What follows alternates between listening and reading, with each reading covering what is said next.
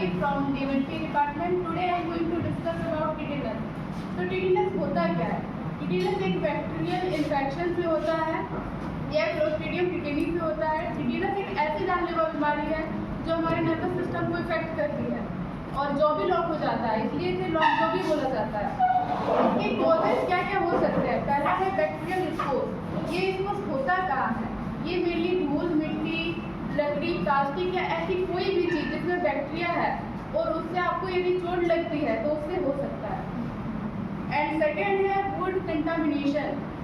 ये इसको हमारे बॉडी में कैसे इंटर करते हैं? ये कट से, पंक्चर से या फिर बॉडी में आपका कोई भी घाव है तो उससे फैल सकते हैं। थर्ड है इनएडिक्यूट वैक्सीनेशन।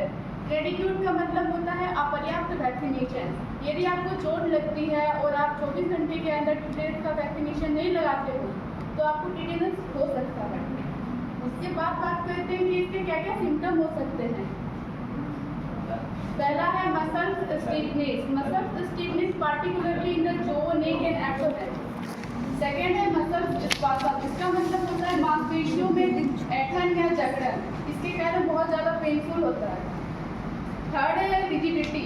इसके कारण सांस लेने में कठिनाई होती है और कई बार प्रॉपर ऑक्सीजन न मिलने की वजह से ब्रेन भी डैमेज हो सकता है और सीरियस कंडीशन में तो पेशेंट की जान भी चली जाती है।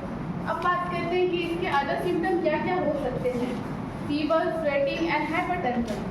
अब बात करते हैं कि टिटेनस कितने टाइप के होते हैं। मेनली टिटेनस 3 टाइप के होते हैं। पहला है जनरलाइज्ड टिटेनस। ये सबसे मोस्ट कॉमन फॉर्म है जो आपके दोस्त से स्टार्ट होता है। एंड सेकेंड है लोकलाइज्ड टिटेनस। ये एक माइल्ड फॉर्म है जो लोकलाइज्ड टिटेनस से नहीं, जनरलाइज्ड टिटेनस से कम हार्मफुल होता है और ये मेनली एक लोकेटेड एरिया पे होता है जहाँ भी आपका घाव है। थर्ड है सिफेलिक टिटेनस। ये एक रेयर कंडीशन में होता है और ये आपके हेड और फेस को इफेक्ट करता है। अब बात करते हैं कि इसके डायग्नोसिस क्या क्या हो सकते हैं। पहला है क्लिनिकल डायग्नोसिस। क्लिनिकल डायग्नोसिस में हम लोग पेशेंट के सिम्टम और साइन को देखते हैं। अब बात करते हैं लेबोरेटरी टेस्ट के बारे में।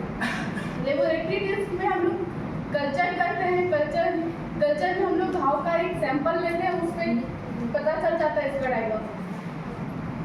अब बात करते हैं कि इसका ट्रीटमेंट क्या है। पहला है वुंड केयर। आपका जहाँ भी घाव है उस एरिया को आपको क्लीन रखना है। सेकेंड है टिटेनस इम्यूनोग्लोबुलिन।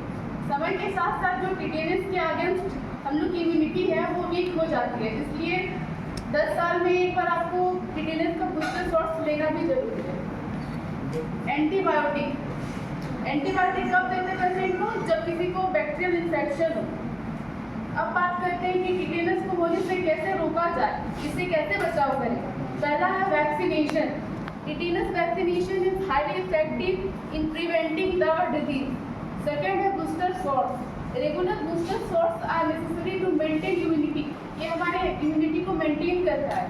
थर्ड है वुंड केयर। आपके बॉडी में या स्किन में कहीं भी यदि घाव है तो आपको उसको प्रॉपर क्लीन रखना है और कोई भी डस्ट पार्टिकल को अंदर एंटर नहीं करने देना है।